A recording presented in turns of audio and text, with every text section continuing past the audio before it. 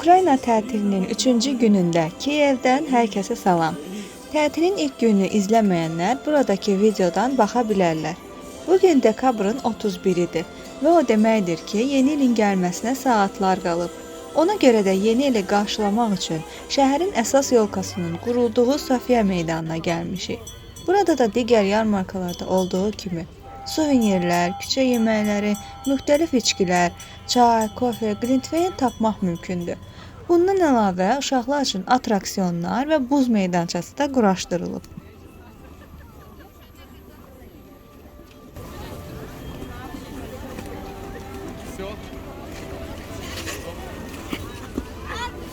Бабушка Надя. Я один раз упала.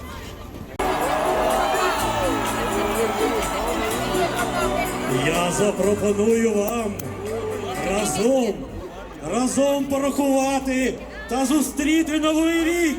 Чи готові ви?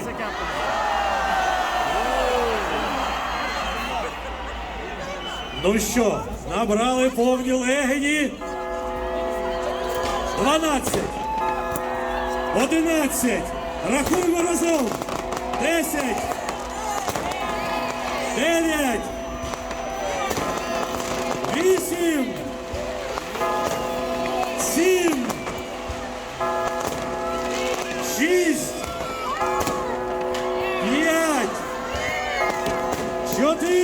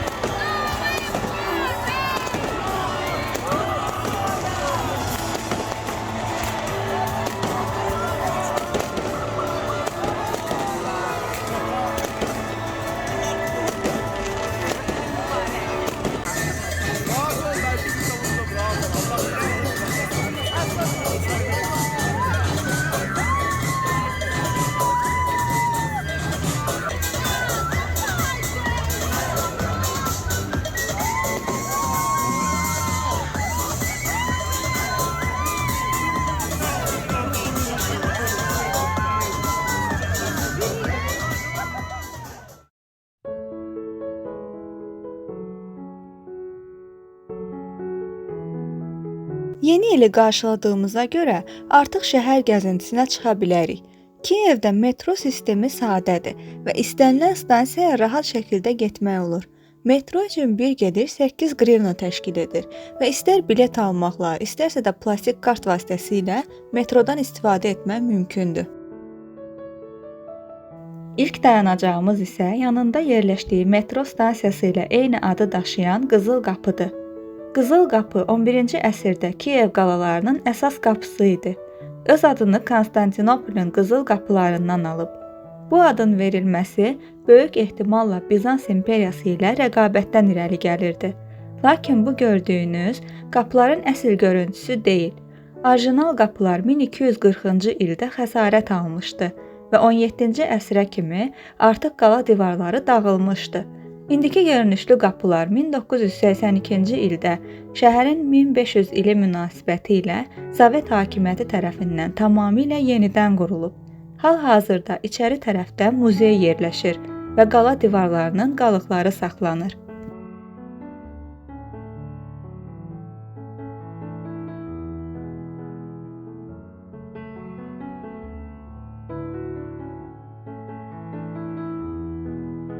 Qızıl Qapıdan Sofiya meydanına, oradan da tarixi Andreyevski enişinə gəlirik. Enişə düşməzdən əvvəl görməli olduğumuz möhtəşəm Andrey kilsəsi var. Kiyevdə 1747-1754-cü illərdə İtalyan memar Bartolomeo Rastrelli tərəfindən tikilmiş pravoslav kilsəsidir. Sıldırım bir təpədə yerləşən kilsə tarixi Podil məhəlləsinə baxır. Kilsənin ucaldılması ideyası Rus imperatriçası Yelizaveta Petrovnanın Kiyevdə özü üçün kilsə də daxil olmaqla yay iqamətgahı tikmək qərarına gəldiyi zaman yaranıb. İlk 3 daşı imperatriça özü qoyub. Lakin tikildiyi yerin uğursuz olması səbəbindən bina üçün həmişə təhlükə mövcud olub. Ona görə də kilsə kimi fəaliyyəti uzun olmayıb. İndi də bura kilsə kimi yox, muzey kimi fəaliyyət göstərir və tez-tez baş verən sürüşmələrə görə bina qəzalı vəziyyətdədir.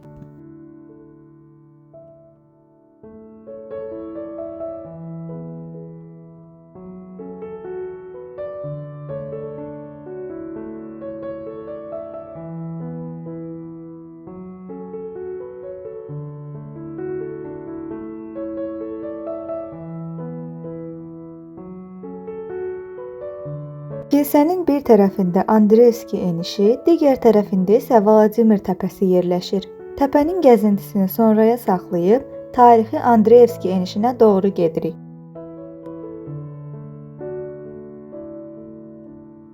Uzunluğu 720 metr olan eniş daşlardan tikilib və köhnə Kiyev olan yuxarı şəhəri, aşağı şəhər olan Padil ilə birləşdirir. Bura həm də küçə muzeyi hesab edilir. Çünki küçədə tarixi tikililər, abidələr, muzeylər, qalereyalar, teatr binası ucalır. Andrey kilsəsindən başlayaraq Mikhail Bulgakovun evi, Aslan Ürəkli Richard qalası, Kiyevin böyük şəhzadəsi Müdrik Yaroslavlın abidəsi, məşhur Ukraynalı şair və rəssam Taras Şevçenkonun abidəsi bu küçədə yerləşir.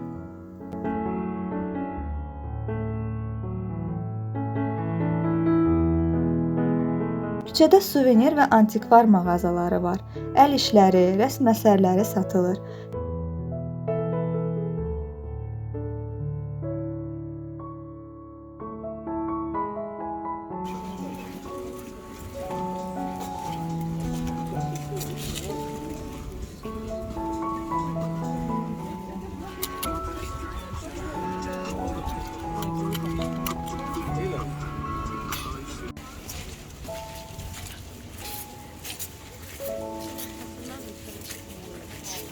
Küçə Kontraktova meydanı ilə bitir, lakin meydana getməmişdən öncə Andreevski enişi ilə paralel olan müasir küçəyə keçirik.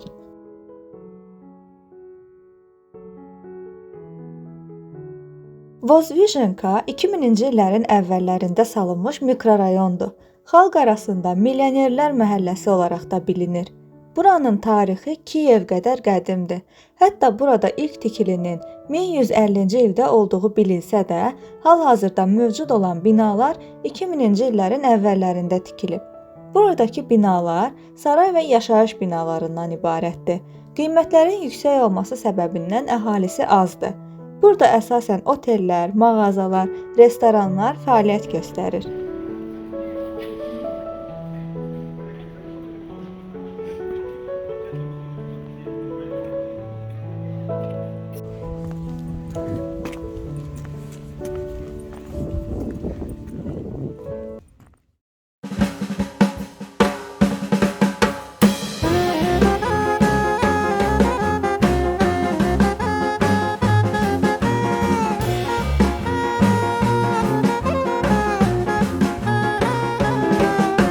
Nəhayət, daha bir yeni il yarmarkasının qurulduğu Kontraktova meydanına gəlirik.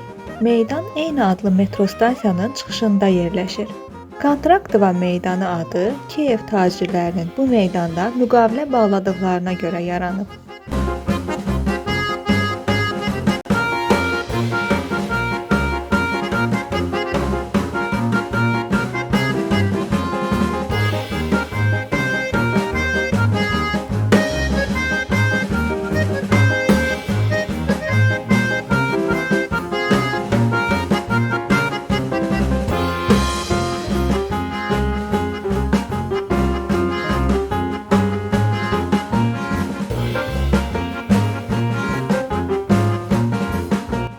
Və Kiyevdəki ikinci günümüzü burada bitiririk.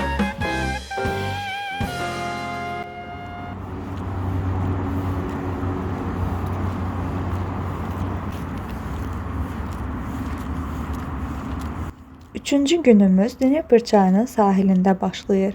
Kiyevin tarixi 1200 il əvvələ gedib çıxır. Knyaz Xoriv, Ki, Şek və onların bacıları Libet Dnepr çayının sağ sahilinə gələrək burada şəhər salmışlar. Hal-hazırda həmin bu yerdə onların şərəfinə heykəl ucaldılıb.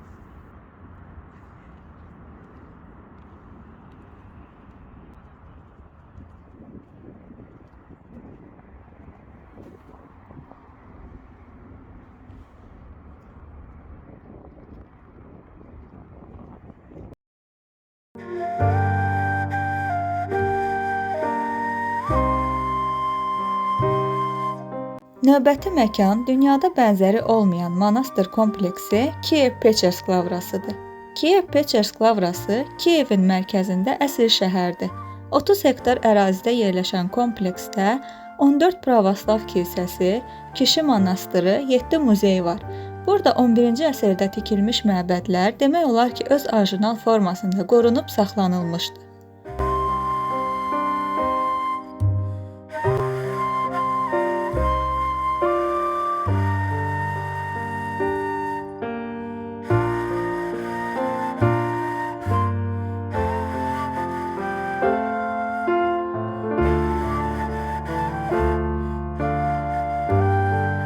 Lavra Yunan dilindən tərcümədə küçə deməkdir. Bu ad heç də bütün monastırlara verilmir. Məkanın genişlik və böyüklüyünü göstərmək üçün istifadə olunur. Lavra illər ərzində müxtəlif hücumlara məruz qalıb, lakin onu yenidən bərpa ediblər.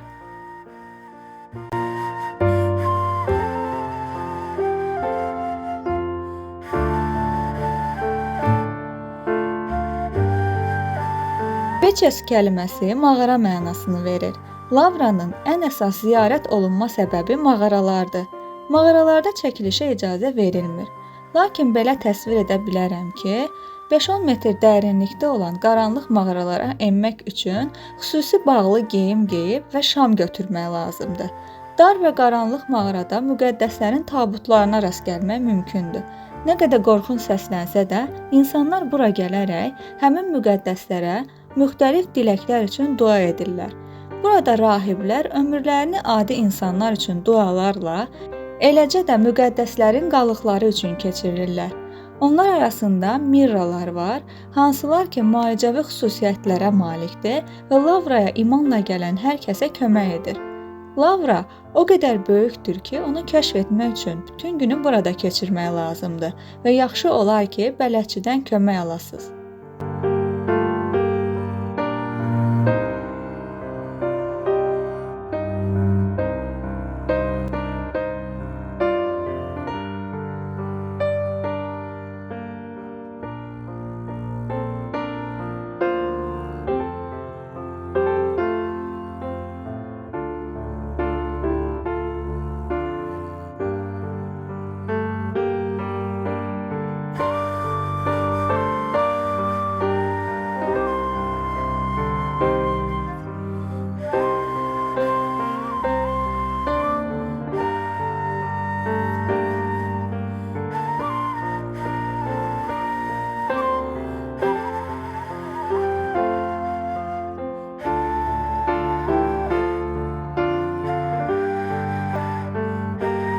Kilsə sevər biri kimi Lavraya gəlib ən azı bir kilsəyə daxil olmamağım təbii ki, mümkün deyildi.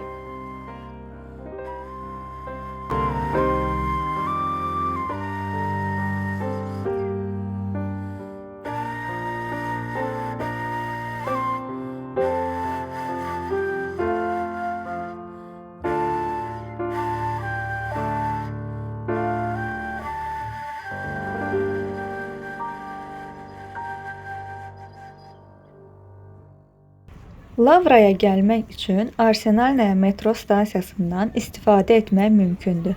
Arsenalnaya stansiyası dünyada ən dərin metro stansiyasıdır. Dərinliyi 105,5 metrdir. Stansiyanın çıxışında Arsenalnaya meydanı yerləşir. Burada xarici mətbəxi dadmaq üçün restoranlar, həmçinin Kiev Food Market yerləşir.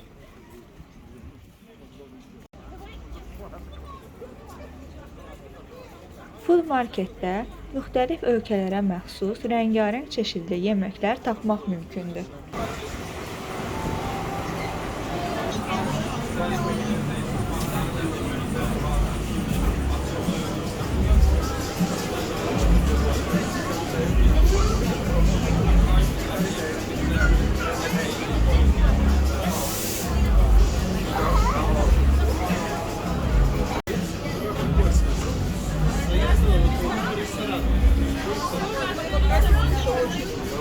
Bununla da 3-cü günümüzü başa vururuq.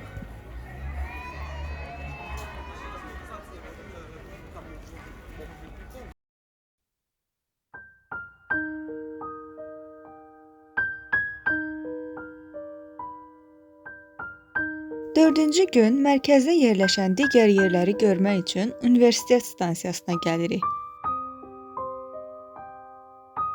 Burada yerləşən növbəti tarixi tikili Vladimir katedralıdır. Katedral Rusiya imperiyasının aparıcı rəssamları tərəfindən bəzədilmiş Neo-Bizans memarlığının abidəsidir. Kilsə 1862-ci ildən 1882-ci ilə qədər 20 il ərzində ucaldılıb.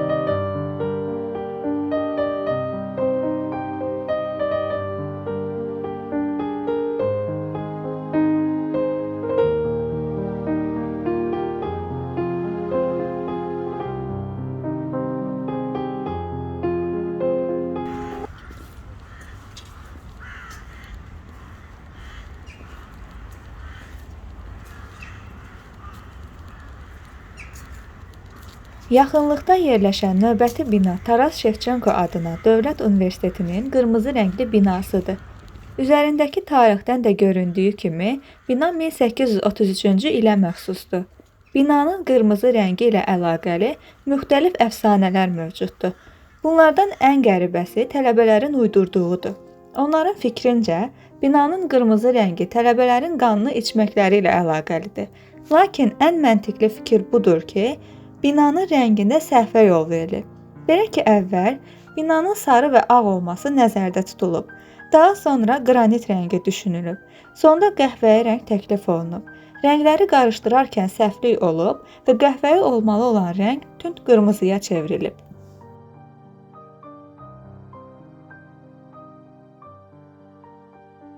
Universitet binasının önündəki parkı da keçib, gəlib çatırıq Kiyevin ən məşhur və ən hərəkətli mərkəzi küçəsi olan Kreşatka. Həftə sonları və bayram günləri burada yol nəqliyyat vasitəsinə bağlanır. Burada daima konsertlər, paradlar keçirilir.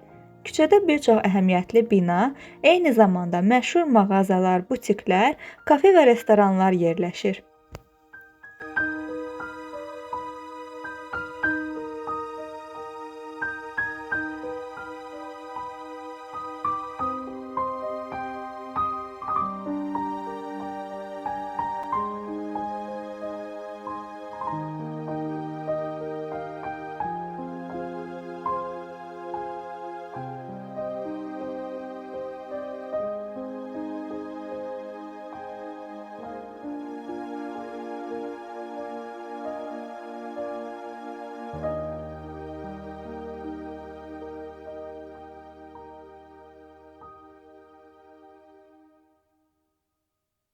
На дорогах, потому что напрямик приспособлены дороги, тарaf.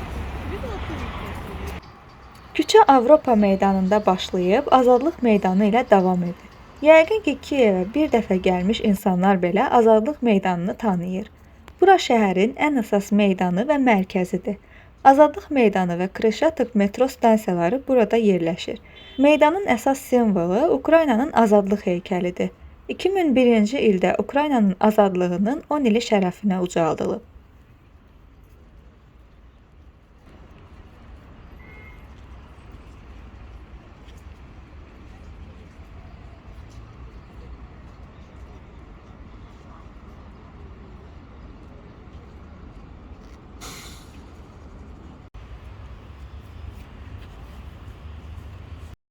Meydanın Kiyev üçün əhəmiyyəti böyükdür. Belə ki, 1990-cı illərdən başlayaraq burada dəfələrlə protestlər edilib. Bunlardan ən ağırı 2014-cü ildə olan etirazlar idi. Əhali və güc strukturları arasında olan ixtişaşlarda yüzlərlə insan həlak oldu. Onların xatirəsi isə burada əbədiləşib. Rəsmləri əks olunub, şərəflərinə kilsə ucaldılıb.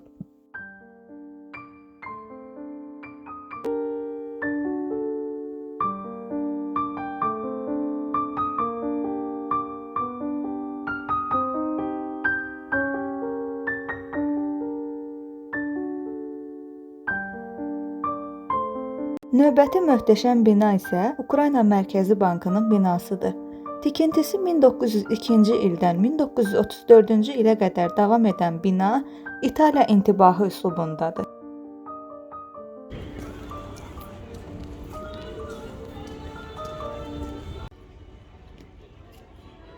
Yaxınlıqda yerləşən daha bir məkan isə Ukrayna prezident aparatı ilə üzbəüz yerləşən Kimeralı evdir. Aparatla üzbəüz yerləşdiyindən xüsusi olaraq mühafizə olunur və bayrama görə xüsusi bəzədilib. Kimera Yunan mifologiyasında bir bədəndə müxtəlif canlıların bədən üzvləri olan və ağzından atəş püskürən canlıdır. Kimeralı binanın da adı məhz fasadın və içində olan heyvan heykəllərinin təsvirindən gəlir. İndiyə qədər olan yeni il yarmarkalarının içində məncə ən gözəli burada qurulub.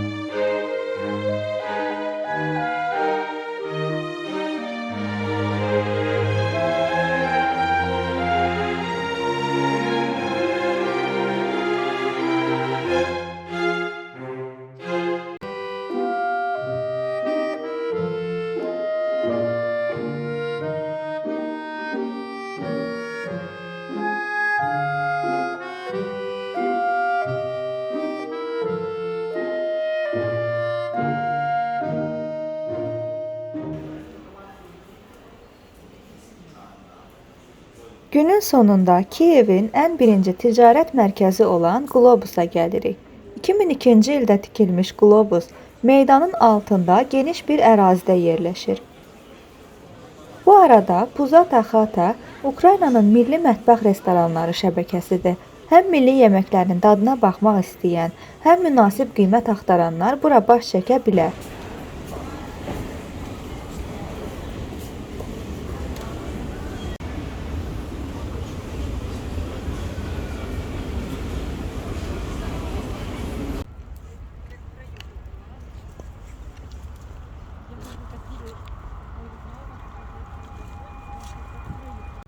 Kiyevdəki son günümüzü otelimizin yaxınlığında yerləşən Kiyev Expo Center'də açırıq.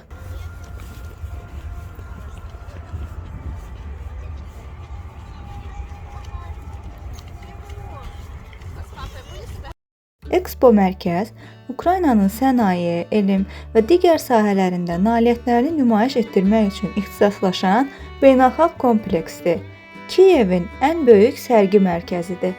Expo mərkəz sərgi mərkəzi metro stansiyasının çıxışında yerləşir. Lakin yeni ilə görə burada hər il dekabr-yanvar aylarında Qış Ölkəsi adlı yeni il şəhərciyi qurulur. Burada konsertlər, tamaşalar təşkil olunur, müxtəlif personajlara rast gəlmək olur. Sərgilər yeni il muzeyinə çevrilir.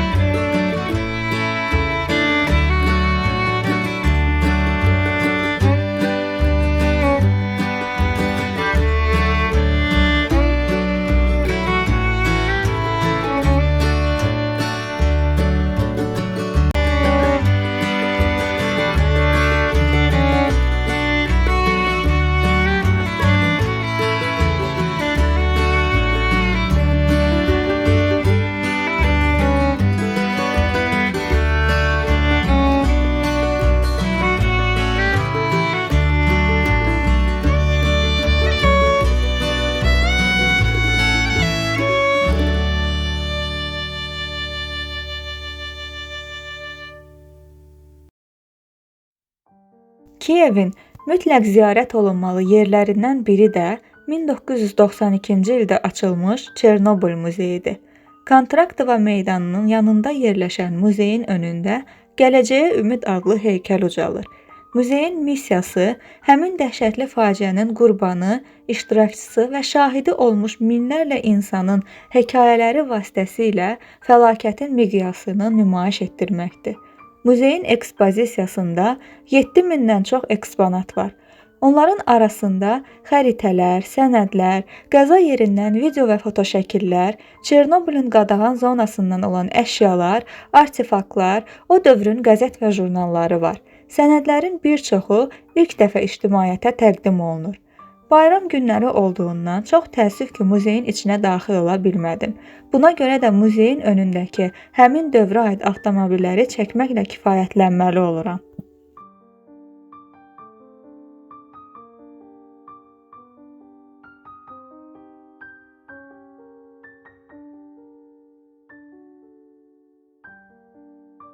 Son gündə gəzmədiyimiz yerlərin siyahısında Vladimir təpəsinin qaldığını görüb yenidən bura qayıdıram. 150 ildən artıqdır ki, bu park Kiyevin ən dinc və füsunkar yerlərindən biri hesab olunur. Bu yaşıl və sakit park həmişə bir çox məşhur rəssam və yazıçıları ruhlandırıb.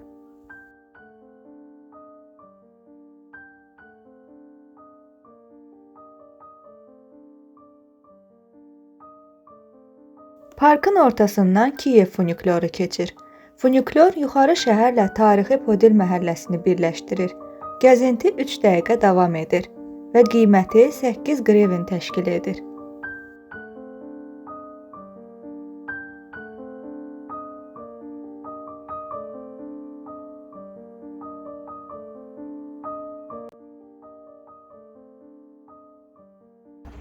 Knyaz Vladimirin şərəfinə ucaldılmış heykəlin önündə isə Dneprin möhtəşəm mənzərəsini izləmək mümkündür.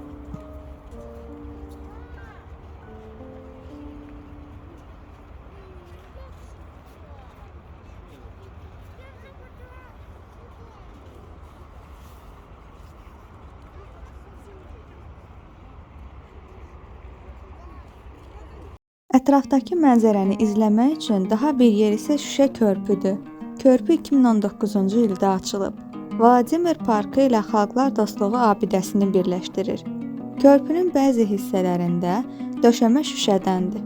Hətta körpü istifadəyə verildikdən sonra şüşə bir neçə dəfə çatlayıb və körpü təmirə bağlanıb.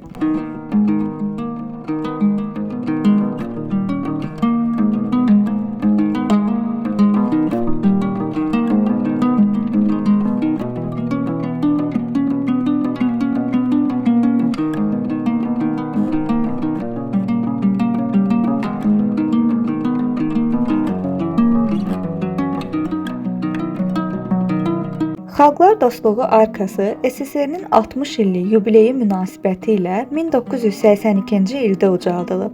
Ukraynanın Rusiya birləşdirilməsinin xatirəsinə yazısı abidənin ilkin dönəmlərində olsa da, sonradan bu yazı çıxarılıb.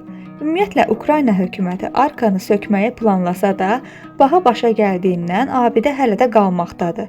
Amma mübahisəsiz Kiyevin ən gözəl panoraması burada açıldığına görə turistlərin sevimli məkanıdır.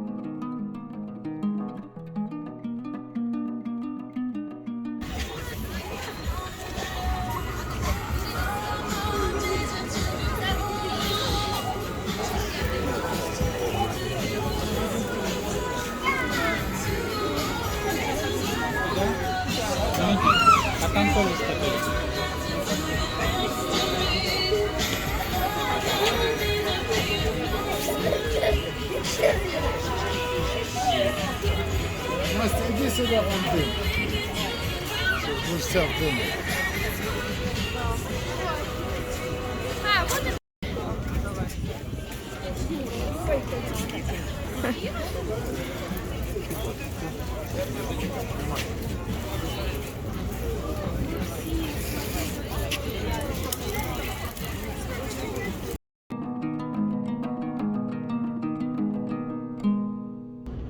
Son günün son saatlarında bir yer qalmışdı ki, ora mütləq baş çəkmək lazım idi. Bu Bu Roşenin şokolad fabrikasıdır. Cemelskaya metro stansiyasının çıxışında yerləşir. Ümumiyyətlə Ukraynada hər addımda yeni il ərəfəsində rəngarəng dizaynla bəzədilmiş Roşen mağazalarına rast gəlmək mümkündür. Lakin fabrika daha özəldir. Çünki ilk qannadı fabriki burada qurulub. Düzdür, qurulduğu vaxtlardan bu yana müxtəlif adlar daşısa da 1996-cı ildən indiki Roşen korporasiyasının bir hissəsi oldu. Yeni il ərəfəsində Roşen burada Qış Kəndi adlanan Yeni il yarmarkası təşkil edir. Müxtəlif işıq effektləri, konsertlər və buz meydançası ilə şəhərin daha bir fərqli məkanı buradır.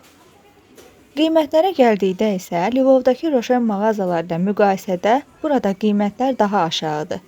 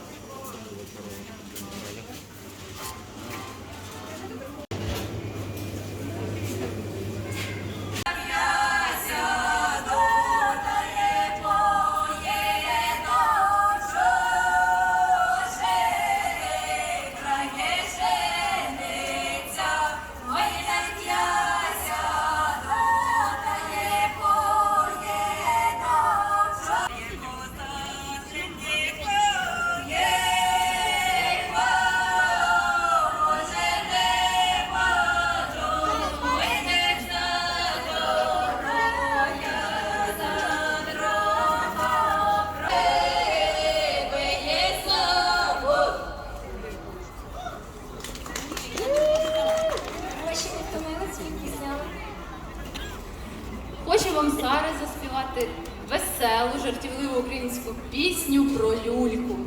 Думаю, вам сподобається.